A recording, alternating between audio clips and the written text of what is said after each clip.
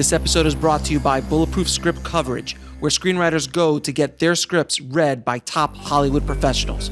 Learn more at covermyscreenplay.com. I'd like to welcome the show, Brian Nelson. How you doing, Brian?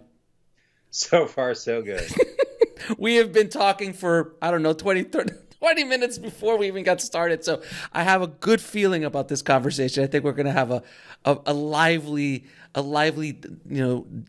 trip down the rabbit hole of screenwriting and the craft and a few other surprises, I'm sure. So before we get started, first of all, why and how did you get started in this business? Like, this is a ridiculous business. Why would anyone get started in this business? This is an insane business. Like, it's insane. How did you get started? I had the fortune not to know how insane it would be before I entered. Fair enough. Long version or short version, which would you like? Whichever you would like to, whichever feel you like to go. So we're going to be here for a minute. Dig my own grave. Exactly. All right. For various reasons that are part of the long version, I had this notion that, maybe I'll try to work a number of different jobs over my life. So I worked for a little while as a high school teacher, and I worked for a little while as a theater director. And then I thought, I'm going to move into writing. And of course, once I moved into writing, that means working a new job all the time. So I didn't have to actually continue that model because I was constantly, as a writer, you are, reinventing yourself all the time, and you are taking on new territory and responsibilities all the time. 10 years ago, I had to learn everything there was to learn about Florence and the Italian Renaissance for Da Vinci's Demons. A little later, I had to learn everything there was I read every word we still have written by Lee Harvey Oswald because I was doing a deep dive into the Kennedy assassination for 11/22/63. So that is part of it, was that I had this sort of sweet idealistic notion of, let's just live a life where you're constantly reinventing yourself. And then I stumbled upon this career where I'm, in fact, already constantly reinventing myself. So be careful what you wish for. Having said that, I've always on some level, I was that kid in first grade. I was writing little episodic stories. Wow. Yeah, I know. I stumbled upon this one day and I was like, I did this? But yes, here's in my little first grade handwriting, there's chapter 5, where there's a team of sort of a Mission Impossible type operatives and they all kind of happened to be my friends, but they all had code names. And I was X5, who was secretly the robot, which, what does that say about my self-image? And we'll leave that for later. At any rate, so I've always, since my earliest memories, been, sometimes despite myself, I've been a storyteller, and to get a little more thoughtful about it, I think that on some level, that's our job as humans, is to take a universe that seems without reason frequently and figure out the reasons, make things make sense. That's our gift as humans, is to be able to interpret a possibly meaningless reality and ascribe meaning to it and make sense of our lives that way. So I figured out somehow within all that how to actually make a living doing the thing that I think humans should be doing anyway. So far so good. Yeah, and you're absolutely right. I think it's for a writer, I think it is our responsibilities to be able to give some sort of meaning to this insanity that we are just our life and why we're here and what's going on, and doing these deep dives, especially doing research on your career. And you just mentioned a couple the Renaissance and the Kennedy assassination, and there's a couple of vampires in there, and there's a devil in there as well. There's a few other things that you've really delved into a lot of things, but as storytellers, you're absolutely right. It is our job to kind of do that in an entertaining fashion, because that's what we were doing around the campfire, 10,000, 10, 20,000, 50,000 years ago. It's, and stories, I always tell people stories are, they saved your life, because if you didn't tell the story about the tiger who ate that guy around the corner down by the river, if that story didn't get out, the tiger would still be eating people left and right. Well put. And I have a friend who told me once, like, I actually get into that whole campfire thing when I'm pitching a story to executives. Like, I channel all of like the 1930s radio drama energy that I can. And Yes. my friend says, "Yes, Brian, you have this, what he calls this, your dark campfire mojo, where you're telling this story and you're making it clear that, like, if people don't listen, something terrible might happen." So yeah, your best Orson Welles. Your best Orson Welles at this point. not the first time that analogy has come up in my life. It's true. Now, you did a movie called Hard Candy back in 2005. I remember when it came out, and it was very risque for its time. I remember people were like, "What?" Like they were really, and it really caught a lot of fire. How did you get from the script to production to Sundance, and then finally getting it distributed? I mean, Hard Candy was a tremendous experience for me. I had been working as a writer for a little over 10 years, where I'd been in a writer's room on a series. I'd written a miniseries. I'd done various freelance gigs, but also I was like trying to figure out how to like let things catch fire. And honestly, I had no idea that Hard Candy would be the thing that caught fire. But a producer named David Higgins had read a play of mine and had said, "Let's figure something out." And he had a sort of clever idea. He was at the time a development executive himself who wanted to move into producing. And his thought was, I'm going to sort of see if I could come up with like logline sentences for movies that could be made for like $15 and find writers and develop them that way. And so we kicked various ideas around. And one day he said, there's this story that I read about in Japan where these underage teenage girls would lure businessmen up to their apartment with the promise of illicit, dangerous sex, and then beat them up and rob them. And we talked about, like, it's really interesting, this dynamic of you start the story thinking, oh, I should be afraid for this person. And then you realize, except maybe I should be afraid of them. And Right. that was felt like a juicy dynamic to consider. And so we kept talking. I shaped out really a shockingly minuscule treatment. I think it was like maybe 4.5 pages. Mm-hmm. And David managed to say, I think we got something here, but of course, I have no money, but if you thought about speccing it, I bet we could sell it. And it happened to be New Year's. And so I was like, well, resolutions, fresh start, sure. Let's see what happens if I give 2 or 3 days a week to just seeing what happens if I move forward with this story, which at this point on the treatment was called Vendetta. It was very lame. Very 80s B movie. Yeah. Very true. Had to call it something.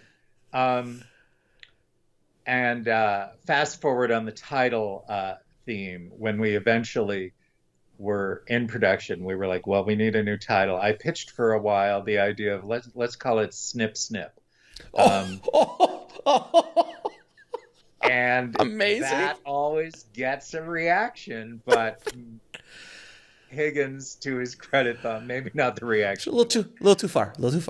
And so he said, there's that movie where like the cheerleaders rob the bank, where it's called Sugar and Spice, and Right. maybe there's something in that vein where we talk about like that dynamic. And so along those terms, I pitched Hard Candy and as the title, and that's what it became. So I'd written the script. The script wrote remarkably fast. I mean, it just felt like I'm on to something here. It was one of those situations where, like, you set a certain quota for yourself of how many pages you want to try to draft a day, and Sure. routinely I was like exceeding my quota and like hitting dinner time and Hmm. going, I could keep going. Maybe I should stop now while I still know what the next lines will be. I mean, it was just, it felt very fluid. I was at the right point, I think, in my life and career to like channel a lot of different influences. And it came also partly out of my theater experience. I had trained as a director in theater. Uh, Higgins's plan B was if we never get any money to make this, then Brian, actors, we could just, max out our credit cards and rent a digital video camera and shoot it in my house. And so while I was writing, I was actually had in the back of my mind, write things that could shoot in David's house. I was sort of choreographing it as I Sure. was writing it, Sure. like a stage director thinking, all right, now we should move to the kitchen. And in fact, one day I got a ladder and I walked up on the roof of David's house, to see what that would feel like. Uh, David lived in a house also at that time that had a little interior rock garden with that we were like, there could be a safe under there and so forth. Um, so I wrote it in a way for production, which I think was Smart. something that helped. Yeah. Um, we sent the script around. We got a lot of great response. We got people from studios who were like, "This is so great. Don't send it to us because we'll only screw it up." Uh, you know, That's just what you want to hear. Just what you want to well, it hear. was a fascinating response, and I mean, on some level, they weren't wrong that they were like, they were basically saying, "No, if you do it here, then like the development process will bleed everything special out of it, and it will Sure. turn out to be not a movie where But this young kid executes this diabolical revenge, but she'll turn out to be Holly Hunter pretending to be a young kid or whatever, but isn't it amazing though? Hollywood has I've never found another industry or another place where Hollywood, other than Hollywood, that they give you the nicest FUs I've ever heard. I mean, it's artistic. Well, It's art, and that one's that is, I agree with you. Although in this case, I prefer not to think of it as an no. FU. I prefer, It was I a little thought bit that it of was it. actually wise, Sure. project counsel. Um, so we started looking into uh, how to make this independently. And Higgins thought, if we find a director ourselves that we like, then we could present ourselves as a package. And frankly, a great aspect of this as well was that then the director's relationship would be with us because it turns out that your biggest loyalty is often to the people that you saw as bringing you into the project. Um, and so having that bond with a director that way was tremendous for us. So we looked at reels of various people, and one of 17 incredibly lucky things that happened on this project was we ran across the work of David Slade, who had been directing commercials and music videos, but Hmm. had not done a feature, was looking to do his first feature. And, we like very quickly realized, oh my God, here's someone who could, as you see in Hard Candy, he could take a teenager looking through a file cabinet and make it look like the Bourne Identity, you know? Um, That's what commercial and music video directors have. They have he that eye. he knows how to shoot the hell out of something. And so we became this package. I will refer to them by their last names a lot since they're both David. But we became this package of me and Higgins at Slade. And we looked to various indie funders. There was one group that actually offered us twice the money we made it for. But their deal was, but you'll have to like make it with our people. And Slade had very strong feelings about, no, if I'm going to make this for a price, it has to be my team that I know, that Sure. I that I already have a shorthand with, that I can work with instantly. And so we were funded by Vulcan Productions, which was Paul Allen's company, and uh, and they basically wrote us a check for $1 million, which was a lot and not much at all. Um, and we hired an ingenious line producer whose job was to lie to us and tell us there was not much money left. Um, Right. and if we kept coming at him, he would eventually say, "Well, I did squirrel away some money in this It's department or yes, whatever." I love line producers who do that. They're like, well, I hit a little bit of money in design, so you can pull that out there. Oh, and props, I threw a couple extra grand over there. You Right, could grab. Oh, right. it's the best. And and so I'm going to try to angle my camera here. Yes, This, if you can see it, yes. wait, Oh, it's an amazing poster. That's an amazing poster. Yes. that is this is Oh, a kind of collector's item. This is the poster that we made ourselves to take to Sundance. amazing, amazing Um, design, amazing design. you know, Equally amazing was the Lionsgate design. When Lionsgate eventually picked us up, Oh they yeah. made that design of Haley in the hoodie, standing in that giant bear trap. Oh, Unbelievable I, design. And I so, have that framed elsewhere. But this particular poster is always special to me so because it was seen only by, 190 people at Sundance, basically. So I'll tell you what. In 2005, did you guys go into? It was the Sundance 2005 Sundance, right? Yes.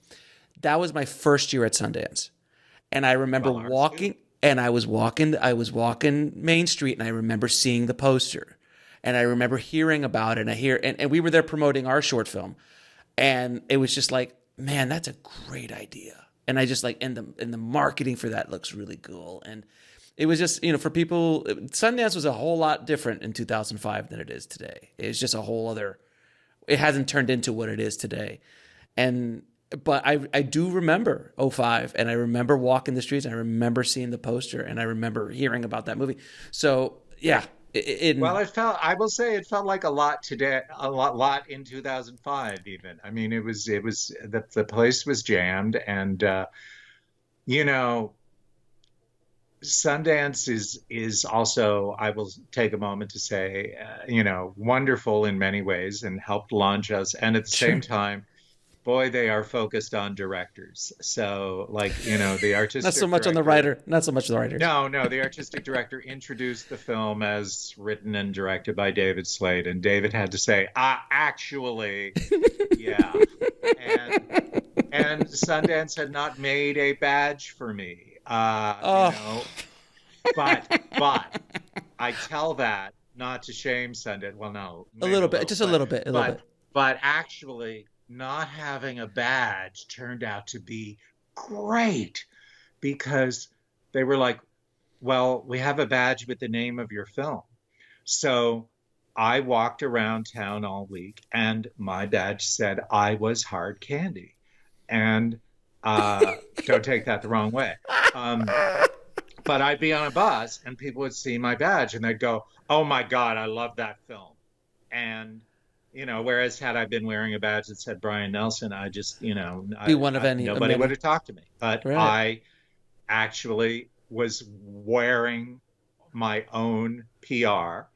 And Brilliant. that turned, to be honest, if I'm at Sundance again, I probably want to do the same strategy and not have a badge, but just have a badge with the name of my film because that was magic. Oh my God, that must have been an amazing experience. And then it goes on to do well. It got picked up and it does well. It's critically acclaimed. So now, how does the town treat you? Because you've been around. You've been around for a few years. You're not. You didn't just show up with your first spec script. You'd been writing. I mean, it's interesting because I got about 3 years later, my previous agent left the business, and I signed with new agents. And when I'd see their resume that they'd send out on me, it began with Hard Candy, and I was like, "Oh, that's interesting. For you guys, I didn't really exist before that." Okay, all right, that's fine. But the fun thing about going on meetings in the wake of Hard Candy was that people read it and they'd tell me all their experiences of reading it. They'd say, it was like Sunday at 11:30 at night, and I was tired. I thought, I'll burn off one more script. This looks fun. It has candy in the name. And then I'm like 20 pages in, and I'm like, what am I reading at this hour of the night? Right. And why am I all alone and not very dressed? I should put on more clothes. And so people loved telling me those stories. Oh, that's awesome. But also, I'd walk in and people would meet what you're seeing now. People would meet a guy who looks and sounds like me. Right. And they'd go, you're not who I thought. What did they They think? It read was Hard Candy, so they expected Marilyn Manson. I was about to say, like, what, some emo kid to walk in? Yeah, no, they thought that exactly. So I walk in and I'm a mensch and I'm amusing and I, Right. come in with a kind of a light touch and I'm easy to talk to and I'm not like glaring at them like, Right. why Right. do you think you have the right to exist in this earth? No. So that was, but maybe that was surprisingly comforting to people that, oh, we don't have to be scared of this guy after all. Now, so after you made your rounds in town, you and David Slade worked on another project shortly thereafter, a little vampire film, a little independent vampire film that they call 30 Days of Night, which is a fantastic. I mean, I love that movie, and I love the way it was shot. I love the way it was written. How did you approach adapting? Basically, it was a graphic novel, if I'm not mistaken, right? It was a graphic novel. Yeah. It was a graphic novel created by the amazing Steve Niles. Yeah. With art by the equally stunning Ben Templesmith. Yeah, stunning stuff. And, it had been a sensation in comics. I'm one of those guys who, knows way too much about comics for someone my age. Here's this wall you see behind me with like Shakespeare and Pinter, but literally on the other side of this wall comic books are 29,000 Marvel and DC comic books. And so, oh well, we can geek out then. Yeah, just fair warning. Anyway, so I certainly knew of the project. It had been through several writers, and the studio had reached a point where they had said, we're not sure what to do with this. Maybe we hire a director, and then the director sort of supervises a writer. And yet, this is studio thinking for you. Then they were like, but maybe we shouldn't hire the writer that the director wanted, because then the writer won't listen to us. They'll only listen to the director, which, having heard my, thesis about who hires you is who you're loyal to. I mean, that certainly makes sense. Mm-hmm. So therefore, even though Slade wanted to bring me in on this, I still actually had to enter a derby for this. I was one of 3 writers pitching it. I have never pitched to more people at once. 11 people include on the pitch, including 2 on the phone. From the studio and 2 production companies and the publisher of the graphic novel. Yeah. And so it was a lot, but somehow, luckily, I won through, and it was tremendous fun to write. Oh, I can imagine. And what I look, Steve Niles had this brilliant premise for a story. So like the first the first 20 pages, like we're already home, and he had a brilliant ending.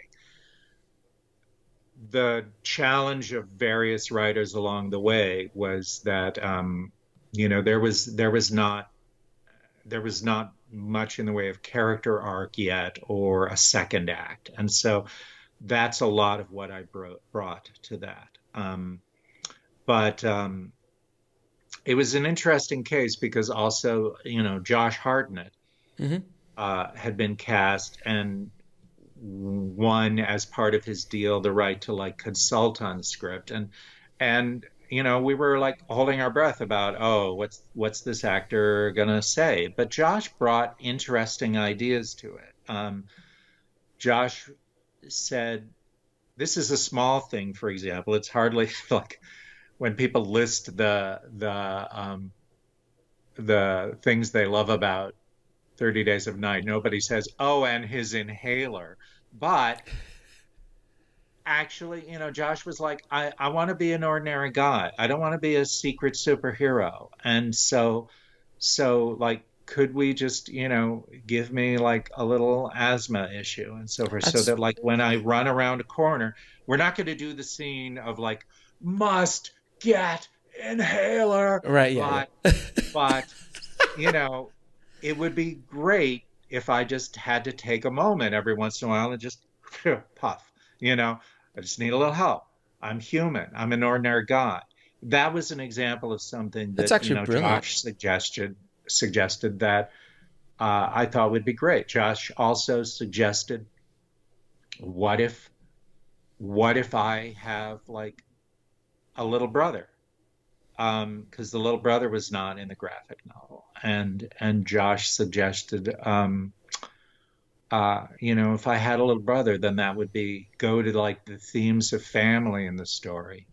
And when I thought about that, I thought, oh, this would be great because if his brother is like 17, 19, he is like, Josh is the sheriff. Josh plays Evan. Evan's good at his job. Um, so Eben didn't have technical challenges of, can I really do this? He steps up to the moment.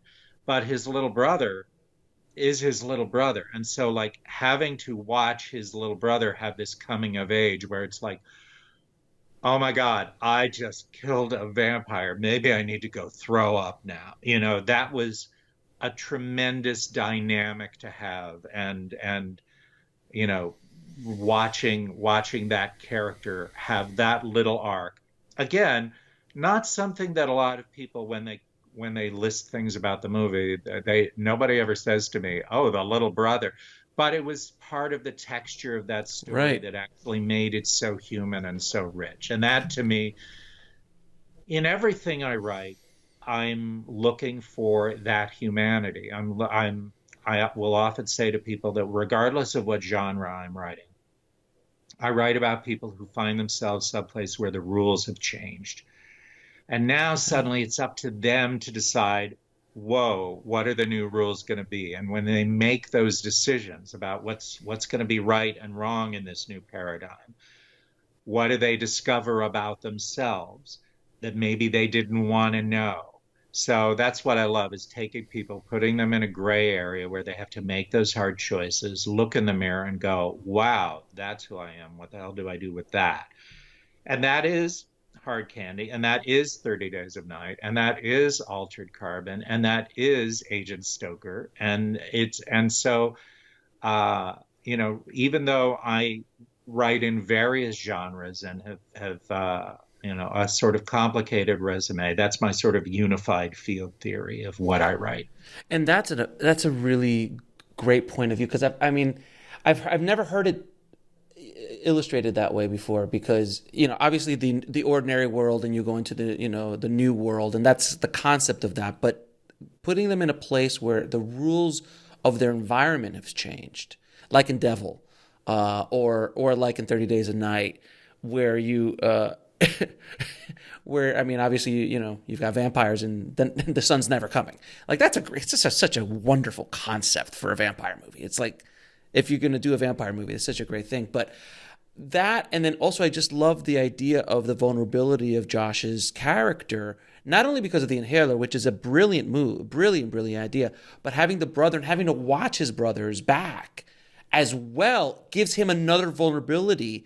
He's not only dealing with asthma, he's not only dealing with a town full of vampires, he's also got to watch his little brother's back and take care of him, as opposed to, so it's just all those little parts of the tapestry add so much to the character. You're absolutely right. But I love that idea of the throwing them in a gray area where the rules have changed and see what they do when you apply this new paradigm to them. I mean, my feeling is sometimes the gray area happens for various reasons. Sometimes it's thrust in upon you without your being prepared for it or having asked for it. Other times you semi-wittingly or unwittingly created it because you were pursuing something, and then guess what? It's put you now in this new territory. Right. You be careful what you ask for kind of situation. So people could find themselves in the new paradigm for different reasons. But, on some level, I'll even say that's, that is me as a screenwriter, that I was a guy who was like teaching school and directing theater. And then I entered screenwriting, and it's like, whoa, the rules are different here. And I have a lot to learn. Even though I thought I was pretty smart, man, there's still a lot to learn. And the game changes almost weekly. And I'm always asking myself, am I capable of, what am I capable of? Whoa, and surprise, I didn't know I could write that, but I guess I just did. So yes, exactly. And it's fun. Let me ask you, so I always love asking writers this about the flow, about being able to tap into their creative well. I believe that we all have a creative well. I think Spielberg said it best. He's like, ideas float in the universe and they'll come to you. And if you don't do something with that idea, it will go to somebody else. And that's why he's like, oh, I had that idea, but I didn't do anything with it. And like 6 months later, oh, it's in production. Damn it.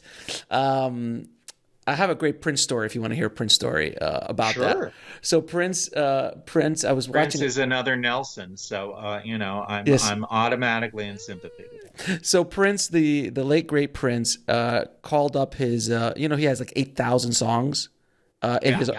He's got a new album up into the year 3000. So a new album every year up into the year 3000. We will continue to have Prince.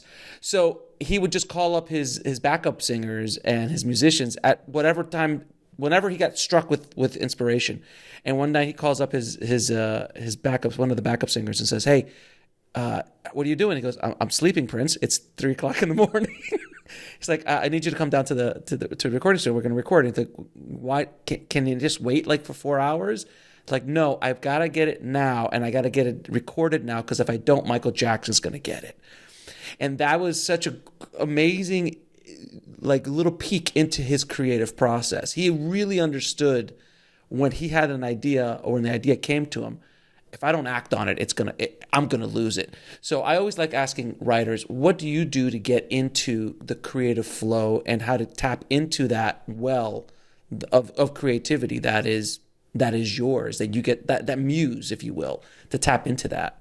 I mean, that's a very interesting question, because like I want to answer it in at least a couple of different ways. And this is maybe my like Libra quality. My wife's complaint about me is that the answer to every question that she asks me is, well, yes and no. And so there's a part of me that wants to say, actually, no, you don't have a choice. There's nothing I do. It does me, that like I will just have to come downstairs at 12:30 at night because I can't sleep, and I know I have to write it down so that I can sleep. Because otherwise, the idea is just going to keep kind of going, hey. What do you think? Think about me, So there's that. Having said that, I will also say, obviously, there are, I mean, like you know, spent a lot of time trying to figure out how to work Pandora to to curate for myself a collection of music that would be only so interesting to keep my mind occupied a little, Hmm. not so interesting to distract me, So find balance. but interesting enough that when my mind goes, "Oh, do you want to think about something else?" I've already fed it this minimally interesting music, Okay. Yeah, yeah, as yeah. opposed to if I were writing in silence, I would go and go do something else. So knowing something about how your brain works and what your capacity is, I'll arrange various treats for myself. Um, um, I'm a big believer in, the Anne Lamott's book Bird by Bird, Hmm. and feeling like, you don't have to do it all at once. Break it down into little chunks, bird by bird. And lo and behold, you write about enough birds and you got an aviary. I don't Right. think that's quite the way you should put it, but Brick by brick, a piece of the elephant, a bite of the elephant at a time. yeah, Yes. exactly, exactly. So those are, I certainly have my schemes. Having said that, once I had two kids, I also got really good at writing whenever there was the time, because, Oh, I know. Oh, yeah. I used to be a guy who and still am somewhat a guy who I love writing, you know, in the middle of the night when the house is all asleep and I have everything to myself and no Yeah. distractions and so forth. But being a parent meant I learned to write in the little time from 10:05 to 10:23 a.m. or whatever, being a parent of young kids meant you were signing on to a life of none of your plans going like you thought. And so as a sort of evolutionary survival strategy, I acquired the ability to write when I got the shot. And it was very much like Stephen King, when he was writing Carrie on a typewriter on his lap in the laundry room. And he was just like, as he's doing laundry, he's just typing away on Carrie, his first novel. And you just do what you got to do. And if it's 5 minutes, it's 5 minutes. If it's 5 hours, it's 5 hours. It's whatever you can. But you just got, I think the key is also just writing. Just write. And then all the bad stuff is You going to got to flow do it. out. Yeah. Absolutely, The bad. absolutely. And the world is full of people who want to have written. Oh, they want the glory, but they don't want to do the work. Well, or they want, maybe not is even necessarily glory, but they want that feeling of I have written, and so I am able to look back on it and so forth. Oh, But yeah. what one needs to acquire is the pleasure and the joy of writing as opposed to having written. And if you don't have that I understand what joy you're of saying. actually writing, Right. then it's going to become an insufferable slog, and Oh, and you're going to very quickly find a way to do something else, that might also tangentially involve stuff you forced yourself to write. But the actual process of writing is, I mean, again, I was doing it when I was 6 years old without even knowing why I was doing it. right. I'm unfortunate in that way that um, I am not a musician. I would love to be a musician, Oh, same you know, here.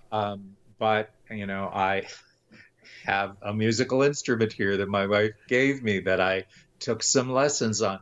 But as much as I love the ideas of music, I don't actually yet. Maybe that'll change. Maybe I keep telling myself, but I don't yet find pleasure in the actual playing, in the actual making of the music. Whereas I do and always have found pleasure in stringing a mess of words together and seeing what happens, and And and and changing the words and go, wait, maybe in this fact way, that shorter way. sentence here, and so forth. And It, that is feels like home.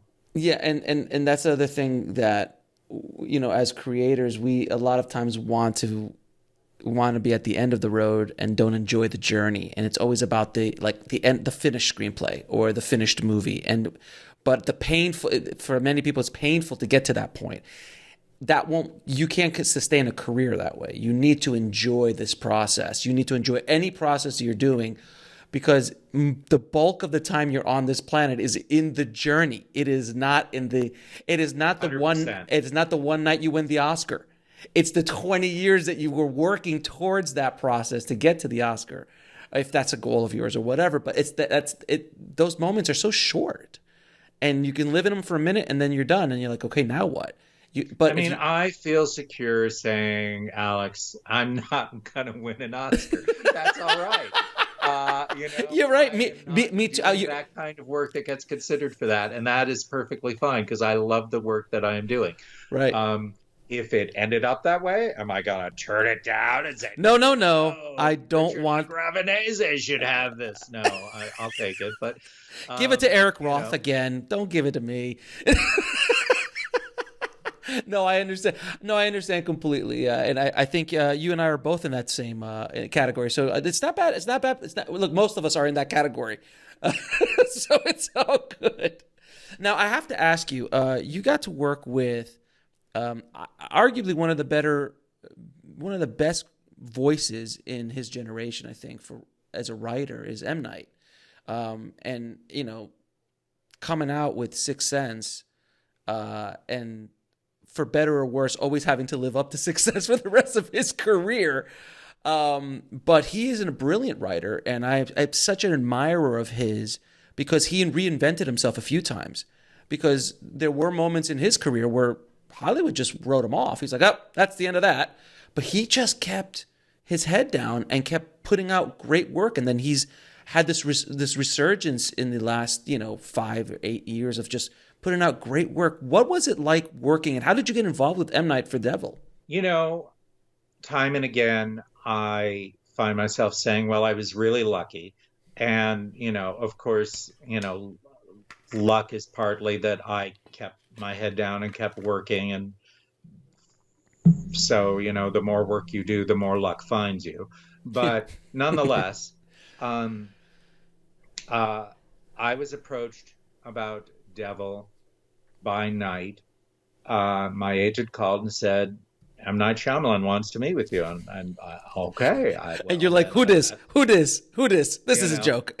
well, so he says, what I'm told is he's in a hotel in town. So go to the hotel and he'll come down and meet you. And he was so friendly and sweet. It was like amazing, because I remember being in the lobby of this hotel, and they say, all right, well, here, you can call up to his room. And so I'm on this, the hotel phone saying, hi, this is Brian Nelson. I was told to call this number. And I hear this voice saying, hey, buddy, it's Night. And I'm like, all right, we're off to the races. So Night had, the way that he framed it to me was, he said, I've had 2 or 3 ideas that feel like little films that could be fun, but maybe they're ideas that would suffer under the weight of written, produced, and directed by M. Night Shyamalan. They're smaller films, and I've made this deal with this company, Media Rights Capital, that I will produce and supervise writers and directors in this, and we'll make these 3 films. And I'm not sure they all got made, but I was the first out of the box. And he gave me like a 6, 7, 8 page treatment for what became Devil, and said, is this something that you would want to write? And I told you earlier about my sort of what I frankly call my mission statement, like, is it about a character who finds themselves, and I use that as a rubric. So, I mean, look, of course there was a part of me that was like, well, if M. Night Shyamalan asks you, do you want to write something? Of course you say yes, but also, frankly, no. I also had to ask myself, does it fit the mission statement? Because I have found in my life that, like, if I try to write things that are not in that zone that I've identified as my zone, Right. they're not going to go well. Right. But Devil totally fit that. And so I was happy to sign up. And I did a number of drafts. I worked a lot in close consultation with the Dowdles, John Eric Dowdle, who directed it, and his producer brother Drew. Uh, we we hung out quite a bit, talked about the story from different perspectives, and so it was a very effective collaboration and a film that, again, I'm very lucky that people, come up to me all the time and go, "Oh my God, I just literally a guy I know last month said to me, I was watching this film and I didn't know you wrote it. And at the end of the credits, I was like, wait, is that Brian Nelson that I know?" And, frankly, it might not be, because there turn out to be A couple. 36 Brian Nelsons on IMDb, of which I am Roman numeral 2. Hey, high up there. Because I've been around so damn long. I joined IMDb. I started logging on to IMDb when it was run by a little college in like Louisiana, and there were two. And I was on IMDb 2 because my last name is between M and Z, That's how primitive it was in those days. Wow. But there's a lot of Brian Nelsons in the world, as it turns out. But I wrote Devil, and that, my friend was like, I didn't even know. And it still continues to haunt people's nightmares. So it was terrifying. I remember when it came out, I saw it was terrifying. And I remember people just talking about it. Like, did you see Devil? Did you see that? Like, it was just, there was a little thing in the air about it. I have a very good friend who's a very accomplished director, and maybe I won't mention her name because I'm going to talk about this phobia of hers. But like, she called me up and said, "I'm so happy for you, but I can't see it because I just got through months of therapy to be able to enter elevators." Oh my God! So you've yeah, of course. She would never be able to be able to get into an elevator again. Now, working with M. Night was there a lesson or something that you saw in his writing process, in his storytelling process, that you kind of, a nugget that you pulled away from working with him? I mean, Night is a tremendously inspirational figure in terms of, like, never be afraid to do the next pass. There's always more to do. You talked a moment ago about people saying, well, they want to, like, have that finished screenplay. But, there is also a saying that, like, no work of art is ever finished. It is only abandoned. And, I remember hanging with Knight in his study, and he's got all the drafts of everything in his study. There on that shelf are like 19 drafts of Signs. There on that shelf are 12 drafts of Lady in the Water, or whatever it is, and so forth. And he is a demon for work, and that, to me, I always find very inspirational. Is that because I believe that I've talked quite a bit already about, that you have to find the pleasure in writing. And that means, of course, absolutely the pleasure in rewriting. Mm-hmm. And,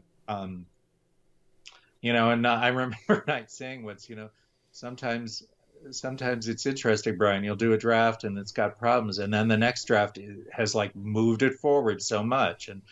And then maybe the next draft will have more problems. But then the next draft moves it again. And it's, yeah, you go through a sine wave sometimes of finding things in a story, and he was a great companion in those terms. Now, you've written some very suspenseful stuff in your career. How can you create suspense in a scene? What's some advice you can give writers on how to create suspense within a scene? Not a whole movie, but just within a scene. So years ago, I was working with producers at BBC Worldwide, and they asked me to I wrote a pilot for them that was about the Georgian era in England. And I said, I don't want to look a gift horse in the mouth, but I'm not like the person you would normally come to about this. Like I'm like the vampire guy, right? And they said, we don't think of you as the vampire guy. And they said something that I was like one of the nicest things people have ever said about my writing, because they said, we look at Hard Candy and we look at Devil and we think, no, Brian writes about 2 or 3 people who go into a room, have a conversation, and at the end of their conversation, both their lives are changed. And I was like, if that is what ends up as my epitaph, that will be fine. That's a great epitaph. Jesus. And this is part of my training as a stage director, is if something is going to be in front of our eyes, then it needs to earn its keep. And it earns its keep by, in any given scene, something must change. And that change happens as a result of, and I'm going to sound extremely academic here, but each character's active intention. What is each person trying to do to affect the other person and create a change in that other person? And then one of them wins, or maybe they both win. Maybe they both come to, a realization, or their conflict creates a new problem or possibility. But every time, if a character is going to earn their weight in a scene, then they need to show up with a goal and intention, something that they want in that scene, and a plan to get it. And then they change. And that is true of the whole script. The entire script is, how did this person change as a result of the choices and plans that they made? And what sacrifices did they have to make? But it's true of any 5-page scene as well, is when characters leave that scene. If that scene was just about, we want to establish the house, or we want to show how sexy these people are, or whatever it is, then to me, it's not earning its keep yet. That something the status quo must have evolved by the end of that scene. And the other, going to your suspense question, ideally, I think every scene ends with a question that if a scene doesn't have a what will happen next at the end of it, then maybe you need to keep working on that scene. The only scene that shouldn't have a what will happen next is the final scene. And even then, you're usually happier if you still have, the movie ends and you're still wondering, oh, wait, isn't there more? What next? Right. And so I'm obsessed with story questions. What do people want, and what will happen next? Now, in your travels, you've written in a few writers' rooms, couple. The one thing that in schools and in academia and just in general that's not talked about a whole lot is the politics of the writers' room. Are there any tips you can give young writers who, if they're lucky enough to get in a writer's room, a couple landmines they should look out for as far as political, the politics of room? And obviously that changes per room and per showrunner, but generally. I do well in writers' rooms, I think, because I'm there to be part of a team and there to engage. And I'm not precious about my words because I know everything's being rewritten all the time. Right. And so I really enjoy rooms because I think partly because of my theatrical background, that I, grew up working in stages where, uh, even if you're a one-man show, you're still going to need a stage manager and a lighting designer and a Right. director and so, Yep. and so I really feel at home in collaborative art forms. If I wanted to do it all myself, I would be a novelist or a poet. Right. But I don't actually want to do it all myself. I want to work with partners and Right. people who will, people whom I can challenge, people who will challenge me, people who we can all make each other better. Um, the more voices, this is partly an exciting time in television because we are bringing out more voices than we ever have in maybe even the history of culture. Mm. And so that's a thrilling thing. So if frankly it sounds a little simple, but my just advice would be, first of all, just be open-minded, and be willing to contribute, and don't be precious about, oh, this is my idea, or this is how I wanted to say it, because it's all going to change 7 more times anyway Right. later. Um, but the more that you engage in a spirit of, not about, oh, what you said versus what I said, and more about, what does the story want? What do these characters want? As long as you're talking about the stories and characters, then you're getting it out of the realm of ego and into the realm of craft. And that's Mm. what I think makes a successful room. Now I'm going to ask you a few questions I ask all my guests. What was the biggest fear you had to overcome to write the first screenplay, your first screenplay? Because I'm assuming you didn't just go in all guns a blaring. I'm assuming there was some, hey, can I do this, or things like that. I've been around a long time, so now you're asking me to cast my mind back across the decades. Um, The decades. um, I mean, it sounds very simple, but probably the biggest fear I had was, am I wasting my time? Is this something that I could be good at? Right. Um, um, and I gave myself a certain, like, clock by which I needed to see some signs of success, or I would decide, don't knock on a door that nobody's up on the other side of, and luckily for me, someone knocked pretty early before that, because I didn't give myself, frankly, the longest time frame for that. Mm. Um, so, What was the time frame, by the way? Was it like a couple years, 2-3 years? oh, no, much shorter than that. Oh, No, really? no, What was your time frame? I, I had written, I mean, effectively, maybe it should turn out to be a couple of years, but I didn't think of it that way. I, I, I was I was directing plays. I was making money on the side, writing script coverage. I was also Okay. working a day job while my wife was in grad school. So I didn't have a ton of time.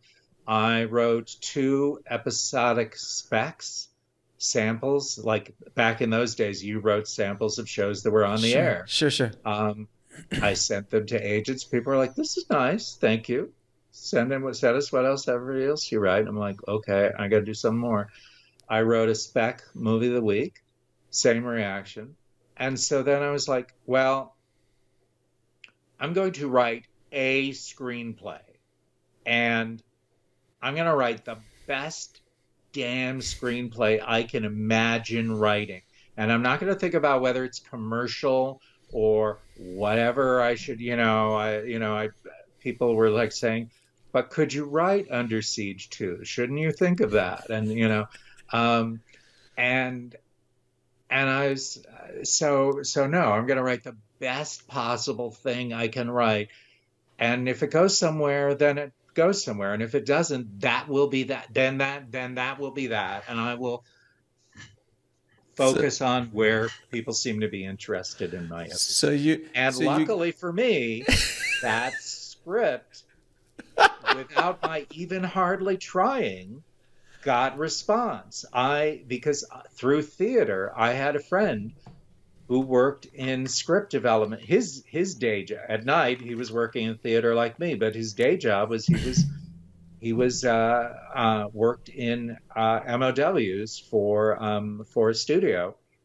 And I asked him, just as a pal, could you give me notes on this to try to help me get an agent? You know, I'm not submitting it to you, my right? friend. Yeah. Just please, I would benefit of your wisdom, any notes you could give me. And then timidly, like 2 or 3 weeks later, I poked my head in his door and I was like, I wonder if you have any notes. Yeah. And Eddie said, yeah, no, I have no notes.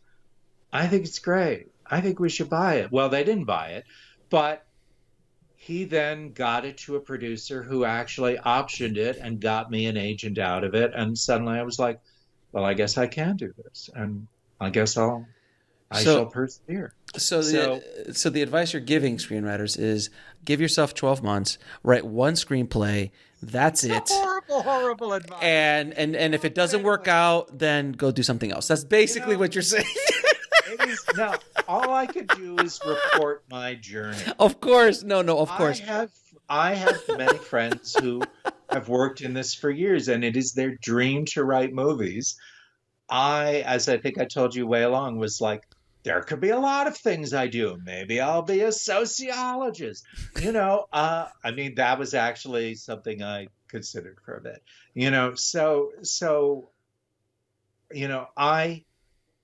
I love telling stories, but I was also prepared for this not to work out. And That's awesome. So again, lucky for me, because it did.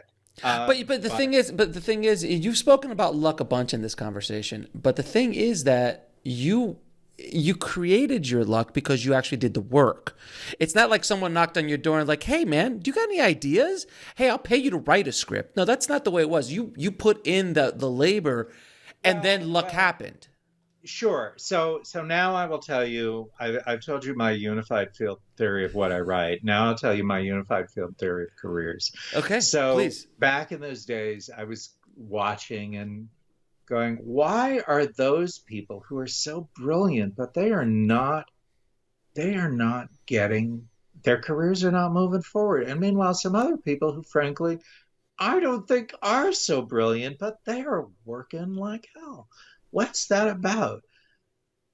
And so I devised this theory where you have to imagine a triangle. And each of the points of this triangle is a different aspect that might help you get a career. But the secret is you don't need all three. Your career is a line that connects the two. You only need two of them to have a career. So the 3 points are talent, perseverance, and luck. So you might have no talent, but if you persevere and you are lucky, you will have a career. Right. You might have no perseverance. Like writing one script. Well, no, you be. But yes, but if you have talent and you are lucky, you will have a career. And then we all know people who have no luck at all, but they have talent and they never quit. Right. And they build something out for themselves. And I constructed this theory at about the same time that I was writing that script. So maybe I've always been trying to talk myself into persevering. That's not fair to me. No, that's not fair because you've done a lot, sir. I work a lot. Yes, you do. Yeah. But the corollary to this triangle is my talent is what it is. I could improve on, I could study craft. I read other people's scripts all the time. I I like watching bad movies because it's like, oh, what can I learn from this? How did this go awry? Right. You know, uh, but at the same time, to a certain extent, your eye is your eye. You got a little bit what you got through the vagaries of fate and genetics or whatever else. I don't know. Your talent is somewhat of a fixed quantity. Your luck, you have no control at all over. That's why it's called luck. So really the only thing you can control is your perseverance. Absolutely. And so that is my actual advice to people, Alex Ferrari, is persevere. Or possibly even hustle. Imagine what a term. Yeah, yeah, you might. You might. No, it's true because look, that whole anecdote about that screenplay Hmm. is on the other hand in the context of but I've been working, you know, since high school in the arts and I've been like Right. acting, directing, playwriting, You were you honing. know, You were honing your I craft. well, I mean, yeah, I guess I don't ever think of it as honing my craft. That sounds so kind of Well, no, but uh, but you were telling stories. You were working in the arts, so you were gathering things left and right. I I'm pursuing the story. Hmm. I was in graduate school at UCLA, and there was a professor named Michael Gordon, who had had this amazing career. He had worked with the group theater. Then he had directed the film of Cyrano de Bergerac, okay, Which one? with The Jose Ferrer. Yeah, yeah, yeah. And then he got blacklisted. Didn't hardly work through the 50s. When he came back, he managed to direct again, but not Cyrano de Bergerac. His comeback film was Pillow Talk with Rock Hudson and Doris Day. But he took that job and made the most of it Right. and continued working for years and years. And so he was a guy who just managed to build his career out of what is the story? What will make people want to wonder what happens next? And I looked at the plays that I had directed and the ones that had worked and the ones that had not worked, and I was like, oh, duh. The ones that work are the ones about story, the ones that made people wonder what would happen next. Right. The ones that were just about a theme or an idea. Yeah, maybe there's people who can make pieces about theme or about spectacle Right. work without story. There's people who do that, Oh, and I won't say their names out loud, but yes, there's and more built power to them. built More power to careers them. upon I them. would never harsh anyone else's jam. But Absolutely. but what makes my work is story and character. And I I realized I could be intellectually tempted to work on a piece that's just about like the fascination of language or whatever. But no, those pieces are going to be only interesting to me. Fair Um, enough. Fair enough. you know, and so that's what I learned. And so maybe I'll revise my screenwriting origin story to give myself a little more credit in the movie. You should. I think a little bit more credit. I mean, though, because it's not like you just like you were working fries at a Burger King and all of a sudden you're like I'm going to give myself 12 months and one script to write and I haven't barely written anything in my life. That's not what you said. You've been working hard to get to No, that that's place. true. No, it's Yeah. totally fair. In fact, even the day job actually was Was I got a job in a studio legal department. right. So I was in fact watching the business of how You were movies are put together. I was like, does honing your John Travolta craft. get to fly his own plane to the set? Why does that matter? Interesting. Okay. You know, so Oh, that's a whole other episode. Just what you learned during that process, that time in your life, all the inside stuff of those deals. I have two more questions for you. One, what is the lesson that took you the longest to learn, whether in the film industry or in life?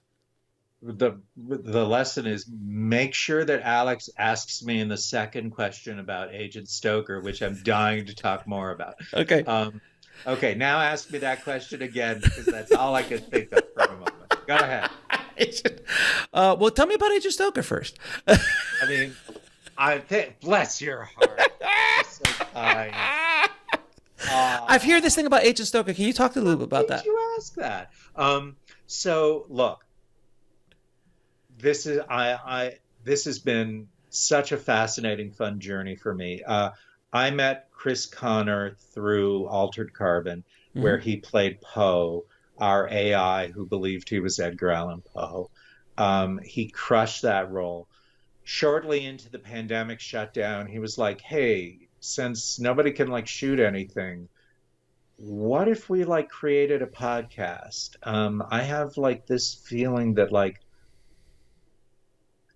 I keep thinking, is there a way to do Black Mirror meets the old radio plays of The Shadow? And I said to him, you know, if someone worked in a lab and tried to figure out the phrase to fastest penetrate into my cerebral cortex, I don't think they could do better. Like, Right. Yeah. I can write that. And so what we cooked up was this scripted supernatural podcast. Call it a paranormal thriller. It is called Agent Stoker. And it is, we have various log lines for it. One is, of course, Black Mirror meets The Shadow. Another is part Raymond Chandler, part Philip K. Dick, and all macabre all the time. Oh, that sounds amazing. Another log line for it is The X-Files with a drinking problem. What a great image. That's amazing. Agent Stoker works for a covert organization called the Night Brigade that is tracking incidents that have no explanation. But maybe the explanation, if we can all hook them up, is that the end of the world is coming. And maybe we should try to get ahead of that. Just but maybe. Agent Stoker is facing the loss of his partner and is not really necessarily sure he is up to the job. He is, you might say, thrown into a gray zone where the rules are not clear, right? And where I've heard that before. I've heard of that before. And it's where it's up to him to figure out how to persevere. But perseverance in his case also requires in every episode the examination of some artisanal cocktail. Obviously. Which is one of the Easter eggs that we put into every episode. We also managed to put into every episode a little bit of baseball trivia. We also managed to put into every episode an actual real-world indie bookstore that we are doing a pro bono shout-out to. Oh, that's amazing.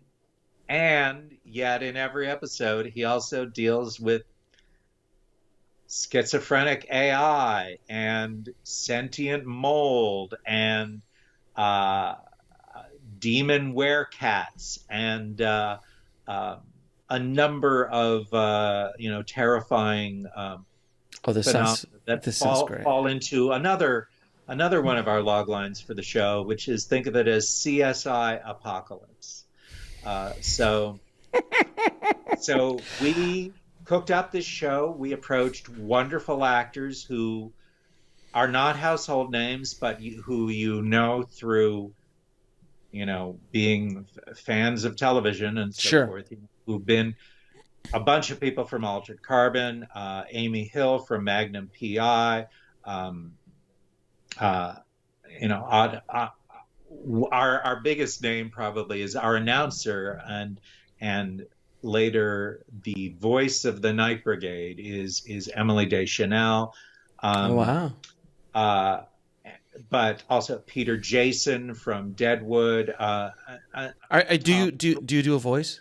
Do you do a voice in that? I do not do a voice. You said. In fact, no, actually, because we thought, you know what, we're going to do this exactly like we would if it were not the shutdown and we were doing it for live TV. So all the actors are um, are being paid SAG minimums, and um, Chris and I created Night Brigade LLC as a SAG signatory, and yeah, it's funny. One of my high school friends just wrote me and said, "You aren't you doing a voice in this?" And actually, I love all of the voices in this coming from the universe of actors that Chris and I know and love, that we've just always been dying to do something more with. That's And great. we brought in actually, directors that we love too. So the pilot and the finale are directed by Rachel Talalay from Doctor Who and Sherlock Oh, and Superman and Lois. Several episodes are directed by Oz Scott, who's done everything from For Colored Girls to SWAT. MJ Bassett, whom I met on Da Vinci's Demons and Night Flyers, and also did Altered Carbon, does a block of 3 episodes. So we've that's been having a hell great. of a time. Our sound design is by our co-producer Patrick Hogan, who currently does sound for little things like Cobra Kai and so forth. Our Oh, line producer is an amazing woman named Dana Brower, who I met on Night Flyers. Our music, we have a theme music by an indie composer we know named Christy Carew. We have end title music by Portland indie band, the Parson Redheads. I mean, it we sounds got a awesome. lot of elements here. You should listen. I rather Where can people listen to it? wherever you get your podcasts. And what's So the name of the show again? Once again. is Agent Stoker, Okay, so everyone listening, I'll have paranormal thriller that you can find on Spotify or Apple or you name it.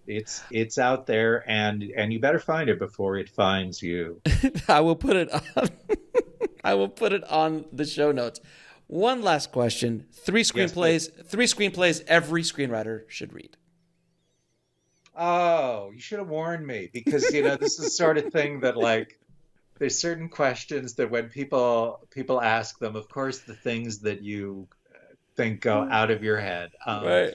I literally keep a post-it here so that when people say, "What have you been watching lately?" I have the answer so that I'll remember.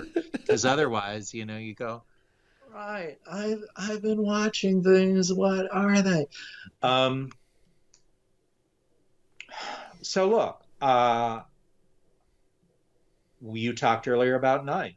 Night's screenplay for Unbreakable Oh, is incredible to me. I remember reading it back when I was starting out, and I've like saved it. I've still got my copy. It's I would recommend that to anyone.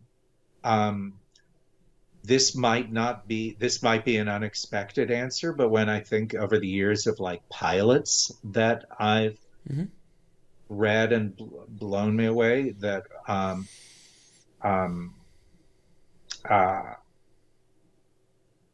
there have been shows, that there have been pilots that I might recommend, but I also, when I think about screenplays, I'm gonna toss in The Third Man. I It's love The Third Man. I think about that all the time. mhm. A screenplay that I might not recommend, except I love it. It's structurally a mess, But but it maybe works. the best movie ever made, maybe, is The Big Sleep. Oh Uh, yeah, uh, yeah. uh, I was hired on Altered Carbon in part because I came into the meeting and I said, you know, this story is like The Big Sleep. And Lita Kalogridis was like, yes, it is. I'm so happy you know that. Um, um, so I think about The Big Sleep all the time. Um, I I'm not stopping at three. Dirty Pretty Things. Dirty Pretty Things Okay. is is an amazing script to me. You know, it is exactly what I've talked about. It is a guy thrown into a place where the rules are not clear, and now he has to ask himself, what am I capable of to face this? Um, um, I am a giant fan of Days of Heaven, the Terrence Malick Oh, film. yeah, I Um, mean, that's a masterpiece. I'm a big fan of Mean Creek, Yeah, uh, oh, yeah. which I think is a very under-discussed film. But again, a film where people discover what they are capable of that they never wanted to know about themselves. Um, uh, you know, uh, that's five. I could I keep think you're going. good. You're good. No, you're good. We could keep going forever. I mean, we could do the podcast of just like scripts you should read, and we just do like 20 every episode. Fair enough. But no, that was excellent, Brian. I know we could keep talking for another few hours, but I appreciate your time. Thank you so much for coming on the show and dropping your knowledge bombs on our tribe. So I truly appreciate it, my friend. Thank you so much. It's my pleasure. Great to talk, and I will see you again when you least expect it.